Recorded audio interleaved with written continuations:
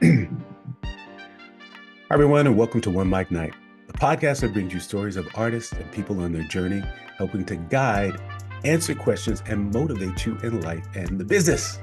You already know who I am. It's Marco Solis. I'm back again. It's season 5, and we're still rolling. So today, we have someone, and it's sort of a OneMicNite artist session as we do here, but this is a deep conversation, not so deep, but interesting, with someone who I met recently, and the vibe was right. So I know there's a story we're going to tell here. She is an entrepreneur, she is an artist, and she's also a digital creator. So please welcome Kiki Woods to the show. How you doing, Kiki? I'm good. How you doing, man? How I'm you doing doing? well. I'm doing so well. First of all, it was so nice to meet you. You Yes. have a vibe. Listen, first, let me back up because I have questions. Okay. The first question is, who is Kiki Woods? Sure. So, like, we want the long version or the short version? Okay, I'll try to Whatever make you it feel, quick. whatever you're feeling today. All right, bet. So, my name is Kiki Woods, and I am born and raised from Lexington, Kentucky, but I've been living in Brooklyn, New York for the last 22, going on 23 years. I've actually spent most of my life here longer than I have in Lexington, Kentucky. So, a little fun fact about me. Moved here and stuff straight out of school. That I wanted to be and live.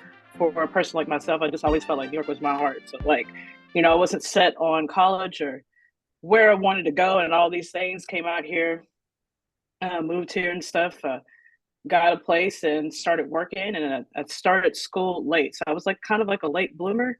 So I started school a couple years after moving here, and I went to school and got my associates for computer science. And pretty much, I've been in tech pretty much all my life, but I would say career wise, probably close to about 15, 16 years. And essentially, that's kind of how I got here. In regards to like the music aspect, I've been playing the violin since I was like in the second grade of like grade school, right? So I always knew that even though I had a passion for tech, I could never let go of the violin. Music is my heart, will always be my heart. And I've had a very interesting journey when it comes to that. But yeah, a little thing about me, and of course, me on my creative account and stuff like that. So I love fashion. I'm a huge sneakerhead, all this other stuff to the core. I don't know what's going on with this whole resale market and all this other stuff. Whenever like the hype piece and whatever you ever want to call it, like I've been true to this my entire life. So I have a creator account, which you know me on, and stuff like that as well, which is called Your Girl K Dot and stuff that I've had, I'd say close to over a year or longer, maybe two, actually two now. But yeah, that's how you know me. But yeah, a little short intro about me. That's I pretty like much it. that. I like that. So let me back it up. So the whole tech thing, how did you get into the tech part first? My parents and stuff when I was young, one of the first computers they got me was a Packard Hewlett Packard computer Uh-huh. and stuff. And you know, I've I've always just been fascinated and stuff by technology and just especially when it comes to things like even with music and stuff, like going from like, my parents having some eight tracks to my mom had a mean like vinyl collection, cassettes, all that, like even the technology around music. This tech has just been in my soul since the beginning of time. So like they bought me and my brother our first computer, and then essentially the rest is history.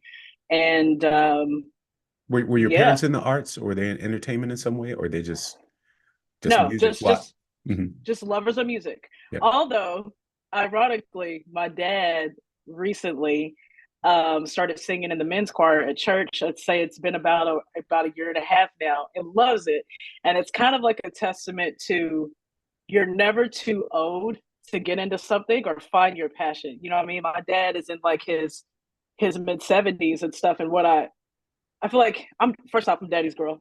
I'm daddy's girl to the core. And like, I feel like a lot of my journey through life is very similar to his and stuff. And I just love how, him being in this men's choir and stuff at church, like he's still finding ways to like elevate and experience new things in life and all that. And My dad, well, first off, his favorite group of all time is like Earth, Wind and Fire, right? Of Like course. Yeah, that makes loves sense. them, you know That what I makes mean? So sense. like Yeah, yeah. so like what's really, ironic at the same time is like knowing that, but never really heard him in the house like really kind of hum or sing.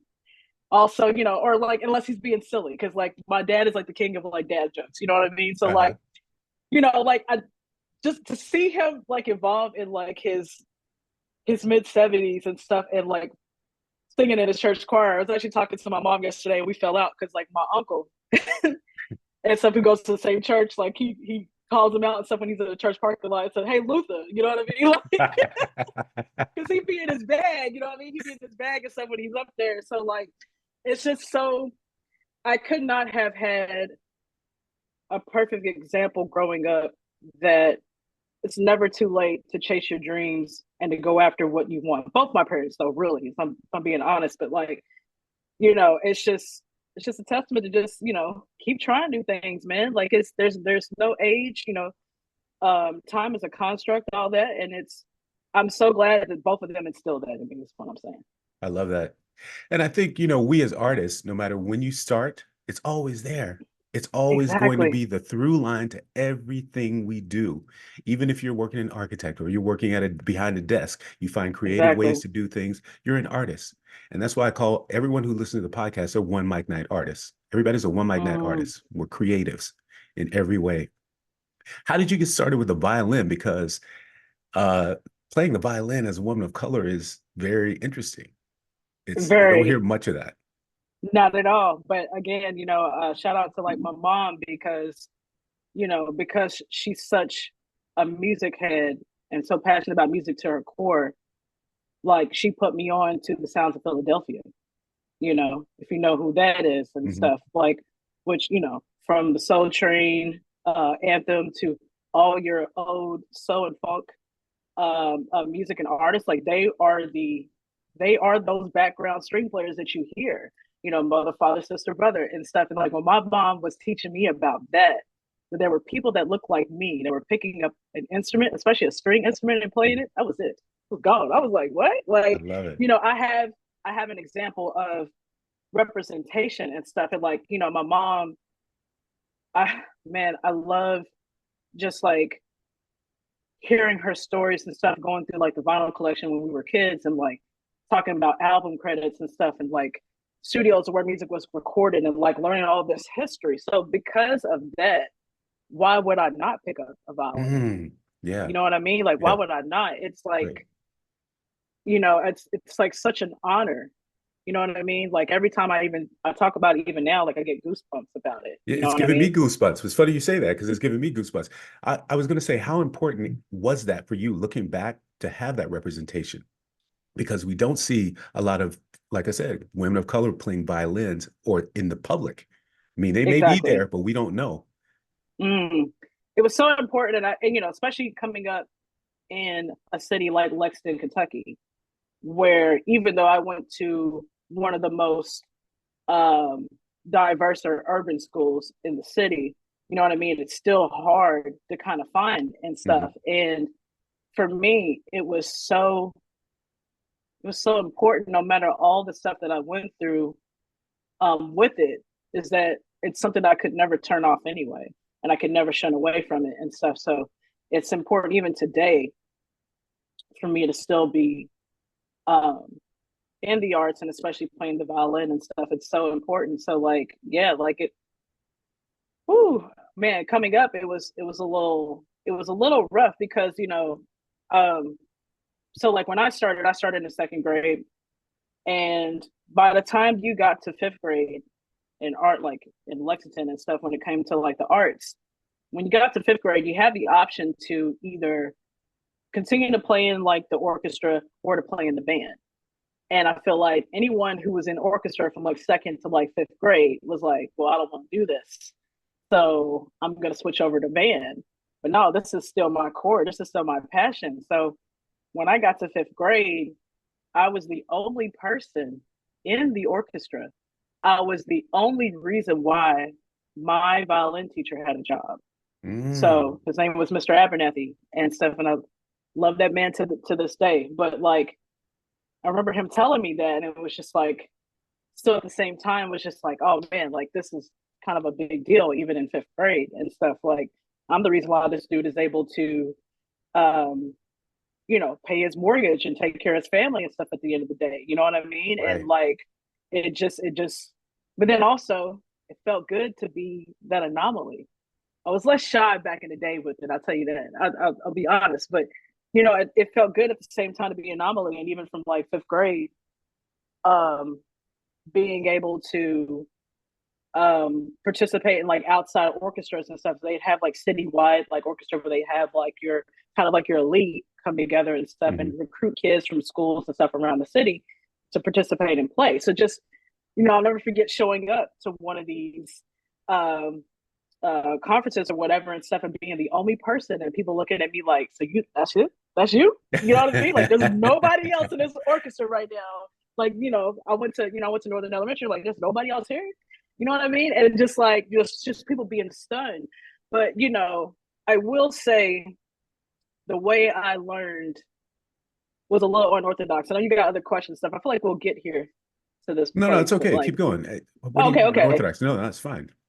So the way I learned, it's so funny because like I'm classically trained, but the way I was taught through school was I learned music theory, but not so much, and it's a little hard to explain, but put it like this: when I look at music, I can look at music, sheet music, and I can tell, based on where the notes are placed, what fingers am I putting down on each string on the violin.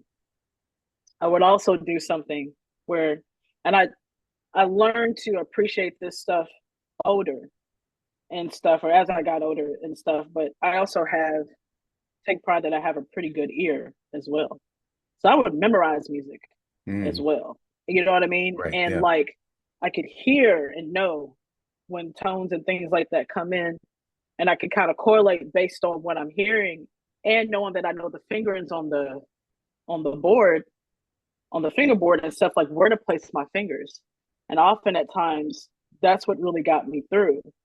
And it's funny, like now I'm going back in my big age now and I'm kind of relearning things and stuff. So I have a girl, shout out to Jordan and stuff, that I also play in a hip hop orchestra with, who's also my private lesson teacher as well. And like I'm going back and I'm learning a lot of the theory. I'm learning a lot of doing better vibrato and stuff like that or whatever at this age. But at the same time, I feel like it's kind of a blessing because I can take things that we do in everyday life and relate it to how I'm adjusting to be a better string player.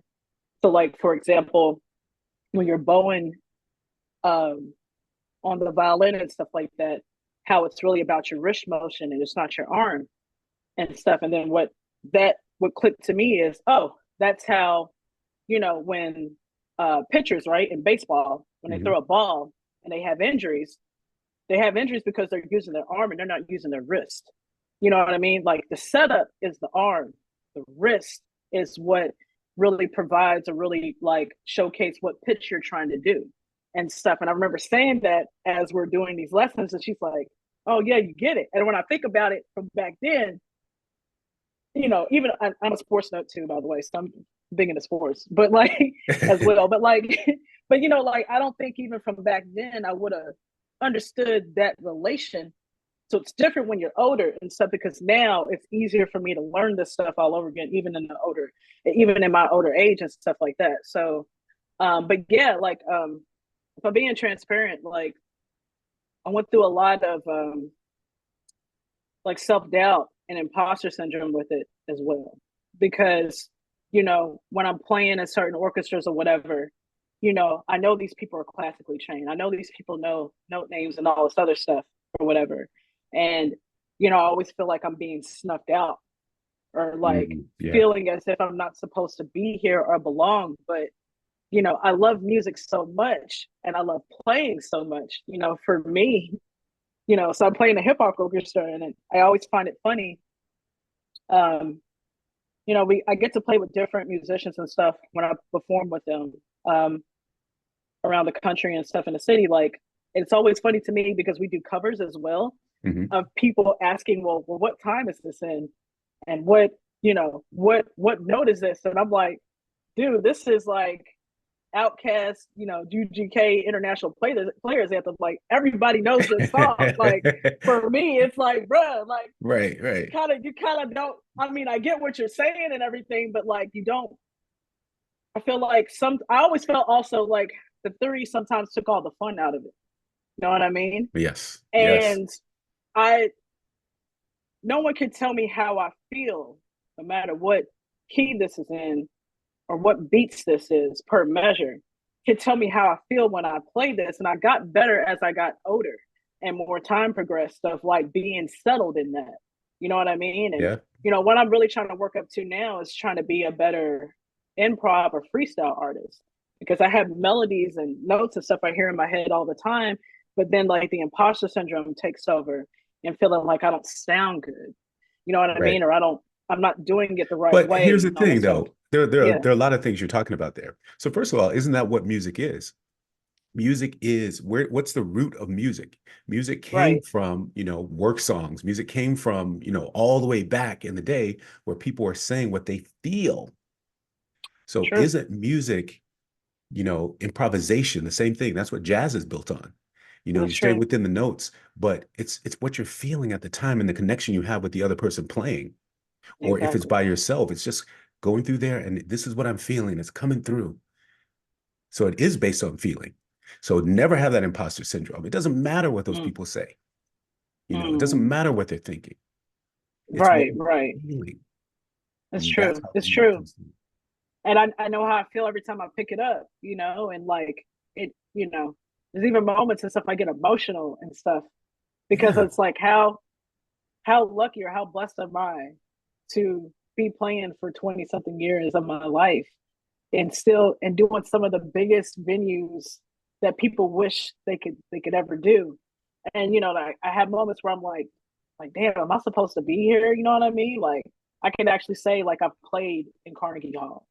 I've played at the Kennedy Center twice. Mm, I've played at the First Center of the Arts, right? And doing a genre that I love the most, which is hip hop. Hip hop is my heart. right. So like, it's like one of these things you ask God, like, man, am I really supposed to be doing this? You know what I mean? Like, Yeah. Yeah. but like I feel like, a friend, one of my best friends tells me, all the time, like, we can't ignore like God's blessings. And like when these things keep showing up, like, what are you gonna do? You gonna sit there and continue to question it, or you gonna do it? And every time it's so funny. Every time I feel like I shouldn't be here, anytime I'm sitting in that chair and I'm doing it, I know how I feel. Right. So like, regardless of what anybody else think about it, you know what I mean? Like, I know how I feel. It's a form of therapy. It makes me feel good.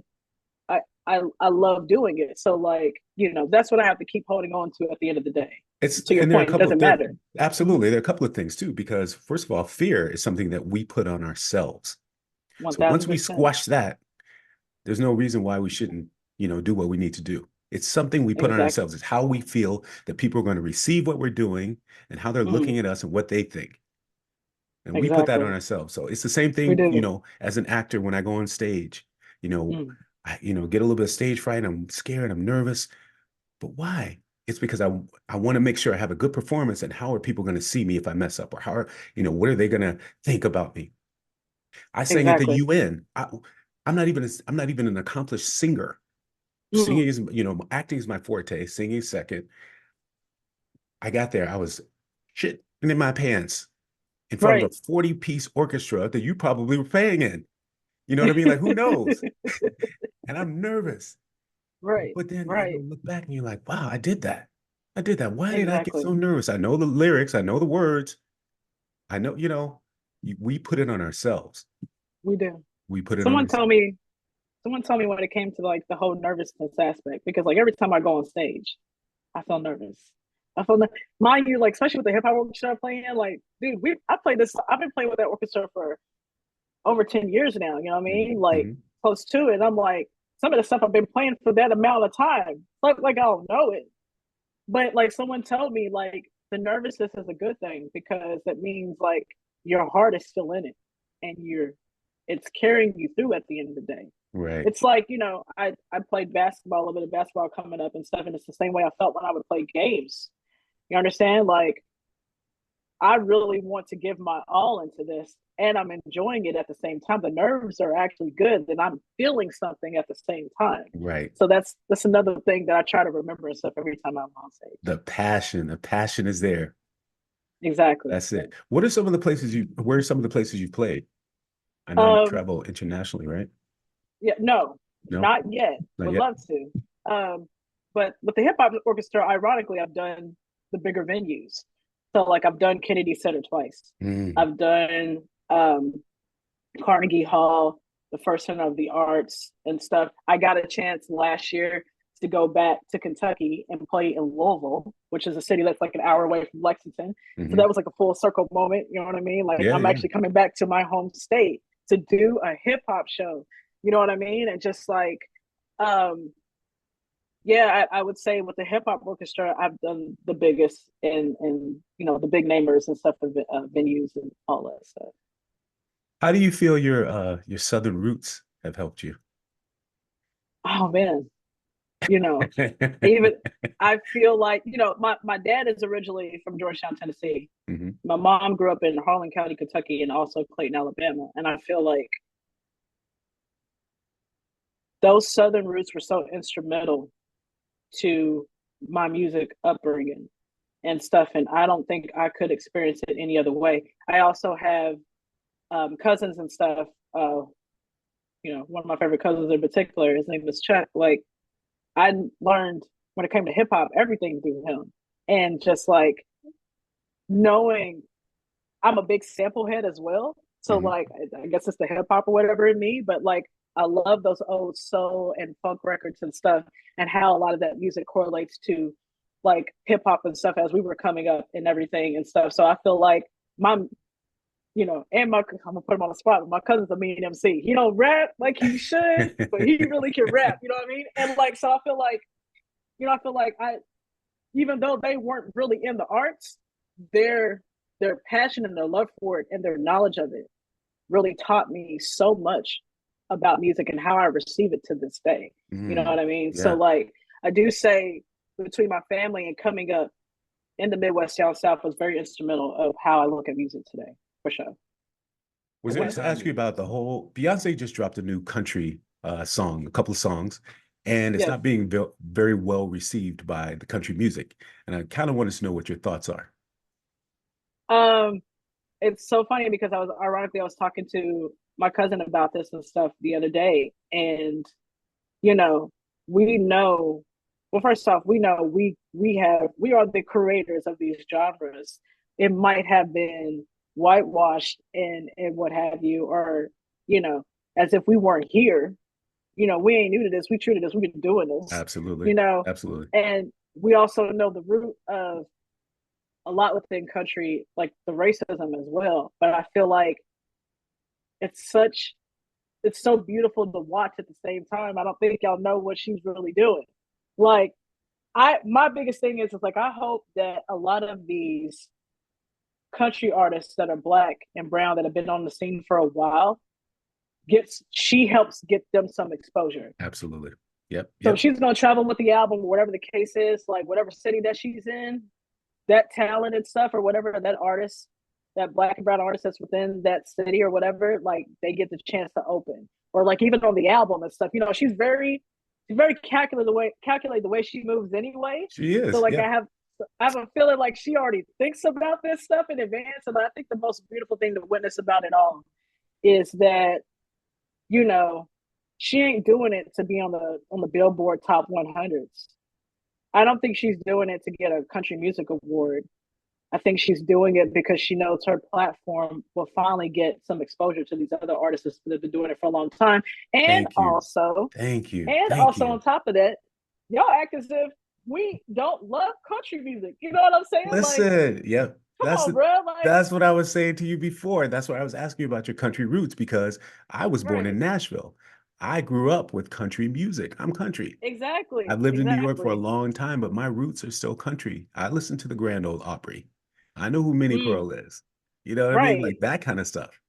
My grandfather was, gospel music, but still growing up in that time, that's what I listened to. Country. Charlie Pride lived Exactly. across the street from me. Now, if you don't know who Charlie Pride is, that's a Black country artist.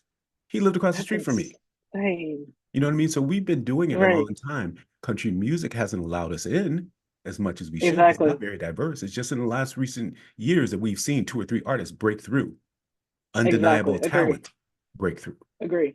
And Agree. she's an undeniable talent. She can sing country music. She can sing anything. This is not her first. She sings rock. She sings hip hop. She does house. She sang in French and I think Spanish at one of her concerts. Spanish. Yes, she You know what I has. mean? Yes. She's a versatile singer. She can do it. Right.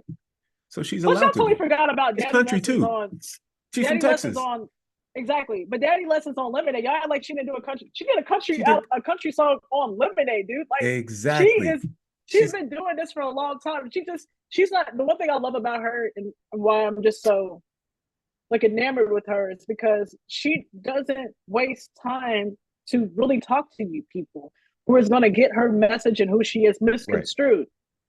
She's so calculated behind the scenes of what she does, and it's for her people. It's again, she ain't here to make everybody welcome into this. I'm gonna do it because I want to do it. Right. And that's why she'll always be the GOAT in my opinion. And just like she can't do no wrong. Like when you think about the Lion King soundtrack she did, even like she put on that soundtrack so many Afrobeat artists, right, and stuff where we know their name, they're on a first name basis today because of it. So I look at her doing this country album in the same light. You know what I mean? Like I'm here for it. I can't wait to see what she does. I'm even loving all the folks doing the line dancing, little cute dances and stuff with it too. It's like, all you people go back to her first interview. She talked like this. She's from the country. She's country. She's straight up country.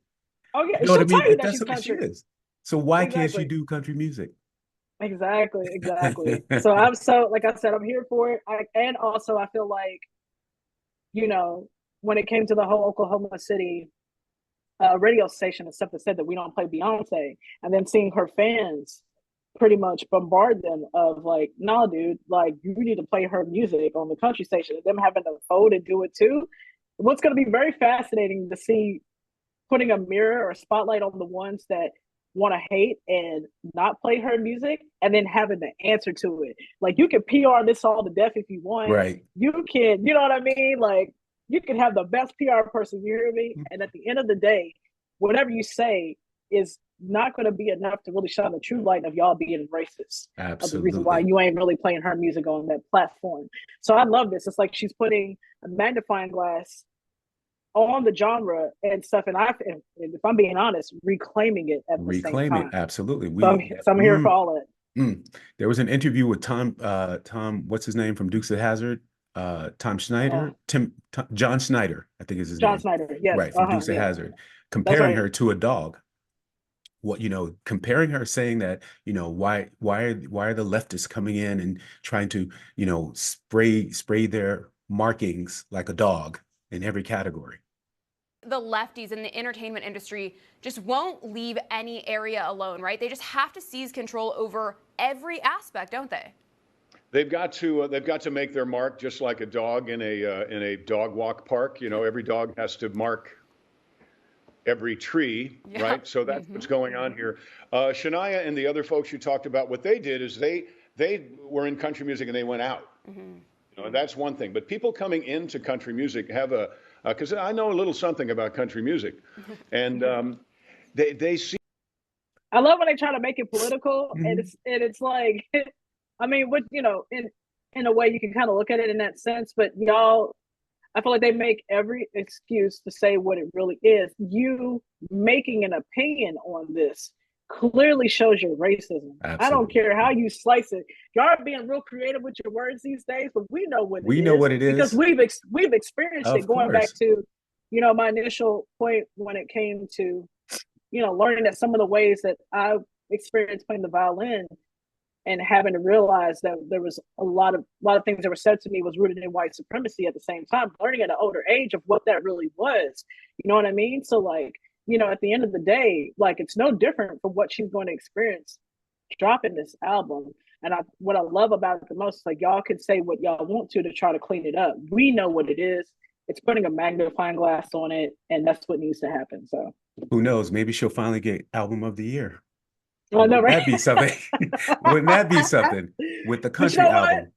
You know if what I she's mean? a true Virgo, as I think she is, you know, she'll be like Jay-Z and drink champagne out of it. It is what it is. Exactly. Dude. Like, And whatever you want to do. she It probably means won't even nothing, show guys. up to get the award if she gets it, just because. Somebody else accepted Somebody- on her behalf, and Right. that's just what it is. Exactly. Well, I Yep. know that when she came out with the singles that night, you know, she bumped a couple of people off the top of the chart. I think didn't like Ariana Grande and Mariah Carey have a single that they remixed that they thought they were going to #1? Yeah. B went up to #1 with that country hit. Yep. For sure. So people are Her looking. talent is undeniable. So you know, you can't deny it. So like, you know, at the end of the day, like again, like I know there's gonna be some smashes on there. I love that it's exposing, you know, other people, or especially our people that, you know, of other genres and stuff to experience and stuff. So like I'm here for all of it, dude. I'm just so excited for I am too. Let's see what the future holds. it. Exactly.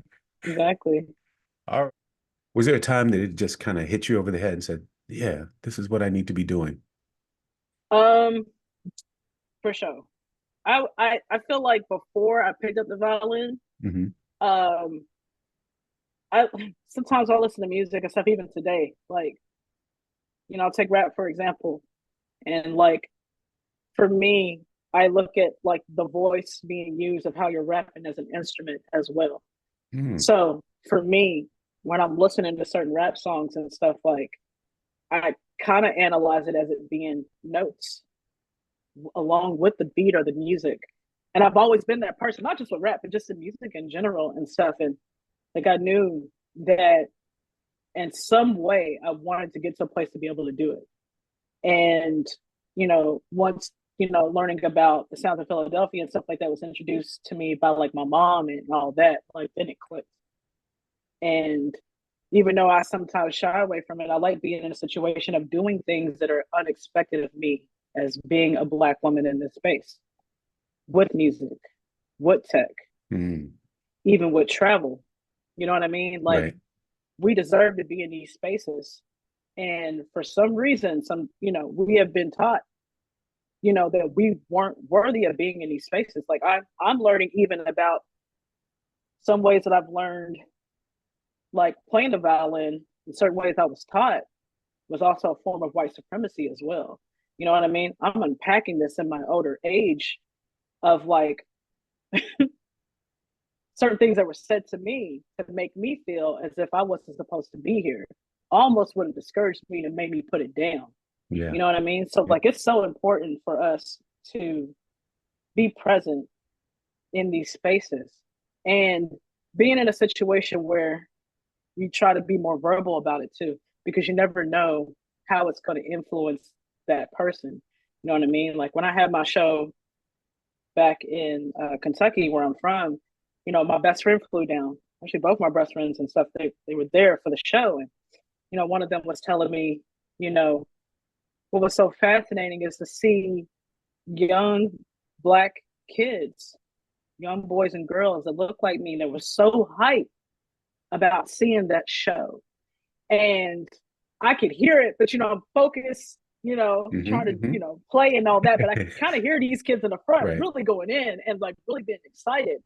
And she was just telling me, you know, you don't know that like you doing this is changing these kids' lives at the end of the day. Absolutely. So like, you know, like it's so important for us to continue to be present and be representative of spaces that we're not welcomed, and to continue to show up and break the ceiling. Absolutely. Important. You took the words right out of my mouth. You have now become what you needed back then. You have now become that. And you're representing, you're representing for them what they can aspire to be, or they had no knowledge was even there. Exactly. Yeah. Exactly. Agree. I feel you 100% because I started out playing the upright bass. And that's right. It's the same thing. Not quite as much because one, I'm a Black man, but two, I was playing jazz. I wasn't playing hip hop. We were playing jazz. So you see a lot of, you know, men of color playing upright basses for jazz, but hip hop, no. And I probably didn't experience, let me see, where I was playing was in Pennsylvania, so I didn't really have that much flack, from it. They didn't make me feel less than, same thing with you. I was in orchestra, then I was in band, but we were playing jazz, so I felt a little more comfortable doing what I was doing. But however, the first instrument I played was the flute. So that's where I felt the problem. I a man playing a flute, and I was good at it. I'm still good at it. I can still go over here and pick up my flute, and I can be like, knock it out. But yeah, you go through a kind of a self-awareness, and I'm a guy, I'm a man, I'm a black man. Why am I playing the flute? And people try to make you feel a certain way, but you have to find that confidence. Exactly. And as you're getting older, you're finding out that there's other men that look like you. Absolutely. That have been doing this for a very long time. You know what I mean? So like, yeah, I love that. You can even still come back to it and stuff. Like I feel like once you learn an instrument as well, like like I sometimes like I'll play on the keyboard and stuff. My fingers might not be perfectly placed, but because I already play an instrument, I can use my ear and play certain things or whatever, even on a guitar and all that. So like the fact that you even dabble in still and pick it up and say I can still do stuff with it is pretty dope. Yeah. Now you are an entrepreneur. I know you're a fashionista of sorts, because I can tell by looking. You do a little something with the style and the shoes and the self-care and the everything. What do you got going on? So I've been working on a beauty marketplace app for the last couple of years called HoneyButter, and it's an intersectional online beauty marketplace. Our tagline is beauty is not the algorithm. So like for me, I'm finding again that when it comes to like creators and people in the beauty space and stuff like that, like there's no real representation, or is this like Eastern European aesthetic of what beauty is. And like we're pretty much here to basically, smash all those mundane beauty standards and stuff, and create a platform that's safe and equitable for everyone in the space. The social aspect and stuff as well to it.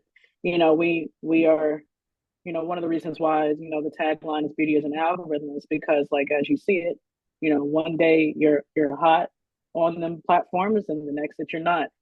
And then I always look at in the times that we're going through now, it's a little hard to create that type of experience when there's so much despair and stuff, going on in the world. And I feel like these things should be separated.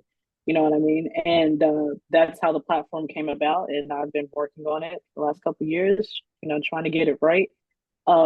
As someone who's been in the tech space for a long time, I learned real quick when it came to getting like my MVP built out that you're not above getting burnt. You know what I mean? And like it was a lesson. I'm glad it wasn't as much of a costly lesson, but at the same time, it's even someone who's been in this space for a long time, going through the ups and downs of it, have been good. I feel like I talk about this all the time, and I've been learning this is to be patient with it. So, going back to time is only a construct, when it's ready and it's done right, it will launch and stuff. And I'm looking to hopefully make some moves and stuff before the end of the year. So I'm back on track with that, and it's pretty exciting stuff. I like that. HoneyButter. Where does the name come from? How'd you come up with the name for that? I don't know. Like, I was is that your nickname? Or no, not my nickname. But okay. For some reason, just like it just sounded good when it rolled off the tongue and stuff, and I've been rocking with it and stuff ever since. So yeah, and I like that it's kind of like in my mind when it comes to like branding and all that. When you tell people it's a beauty marketplace, it's not your mundane name of what something like that would be, right? So like kind of how I levitated towards it and whatever, and that's just been the name ever since. I like it because it sort of evokes, certain emotions. What do you think about when you think about honey? What do you think about when you think about butter? And the two together are like, yeah. Exactly. Yeah. Like you don't know, you can't believe they go together, but they go together. You know what I mean? It's like kind of like a perfect like relationship and all that. I agree. That's kind of like where it came from. And I'm just like, no, that's kind of fly. Like I wanted to be called HoneyButter, and that's where we're at with it. I like that. Okay. Well, what do you have coming up in the future? Anything? So the hip hop orchestra that I'm in. So let me shout them out because I'm talking a lot Yes, about this please tell us about that. because they're dope and like I owe it a lot to them to be able to continue to do this thing because I used to be in a classical orchestra and stuff called the Downtown Symphony Orchestra. We would use like the First Center of the Arts, which is located in BMCC. So it'd be like a bunch of working professionals, low pressure, and we would come in and we would play classical music and stuff like that. And unfortunately, they had to dissolve due to COVID and the chancellor not. It's a whole bunch of drama. But anyway, like with that being said, I still have a home playing with the MC. His name is the Thee Phantom, and we're his Illharmonic Orchestra, right? Okay, all right. You don't get no dope than that. That sure doesn't. Right. And then his wife, who's also an MC, her name is the Phoenix. And both of them can rap their asses off. They're just incredible. But like the dope thing about the Phantom, aka Jeff and stuff, like he also writes and arranges our music as well. He's also classically trained and stuff like that. So he's writing and arranging our music at the same time, which is super dope. And so like I will be doing some gigs and stuff like that coming up, I believe, probably later in the year, and all that I'm excited about. And I'll give you tags and stuff like that so people can come and check us out and all that or whatever. So whoever's around the country in certain areas, they can come and check out the orchestra. But yeah. Appreciate it. Yes, definitely. Is there anybody you want to collab with that you can think off the top of your head? Whew. I've always loved Mary Benari. And I think it would be really dope to be able to play alongside her.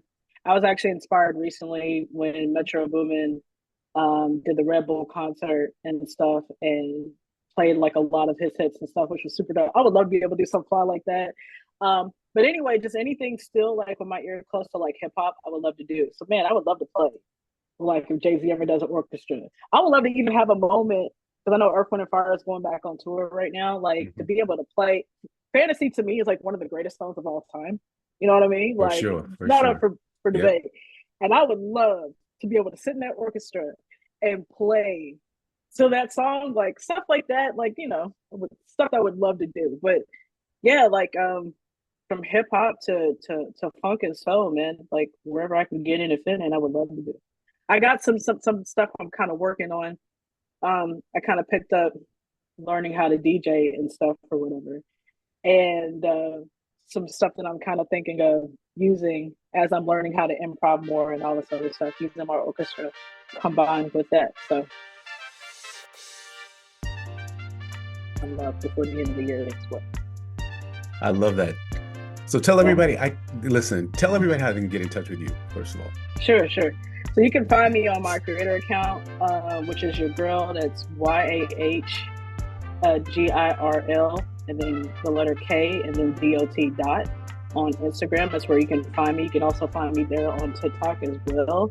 If you want to send an email and learn more about HoneyButter, you can reach out to me at Kiki, that's KEKE, at honeybutter.co and stuff. But yeah, would love to hear more about how people thought about the interview and just in general and stuff. And like, I would love to work with some folks too. I do have I guess I should be transparent about this. I do have a dream and stuff I've been working towards possibly trying out for orchestra here and stuff, because I love classical music as well. I'm kind of at my core as well with hip hop and stuff, but I really love classical music. So I would love to get back into a classical orchestra to play. So that is a goal that I'm working towards as well. All right, that sounds good. So listen, I don't know if you know this, but OneMicNite started out as an open mic. I think I told you this 18 years ago. So OneMicNite, my tagline is Talk Live Pod. So we'll have OneMicNite Talk, which is where we discuss different issues. We have the live series, which is where we play live. And then we have the podcast. So OneMicNite is going to do some live series this year too. So I'm hoping that you can be a part of it. We'll talk about that afterwards, where we have, different artists perform and things like that. It's not an open mic, but this is going to be more of a concert. Hopefully, you're in Brooklyn, right? Yes, I am. Yes. Hopefully here in Brooklyn in the part. I've already submitted the never mind. We'll talk about this later. That is fire. I would you know what I'm love to saying? do that. So Yes, everybody okay. get ready for One Mic Night to come back as a Yes. live series. Please Yes. make sure you reach out to Kiki on the social media. It's your girl K Dot on Instagram and TikTok. You know what the show is. It's One Mic Night. We've been here for 18 years. OneMicNite. Always DM me at Marcos Luis, MarcosLuis. Got some big things coming up this year. Get ready. One Mic Night is back. Please make sure you share this episode and reach out to Kiki and let her know if you want to collaborate with her, all you musicians out there, and check her out. All the information for her will be down in the episode notes. And you know you can find us every Tuesday night on YouTube Live, 8 p.m. Eastern Time. We're out.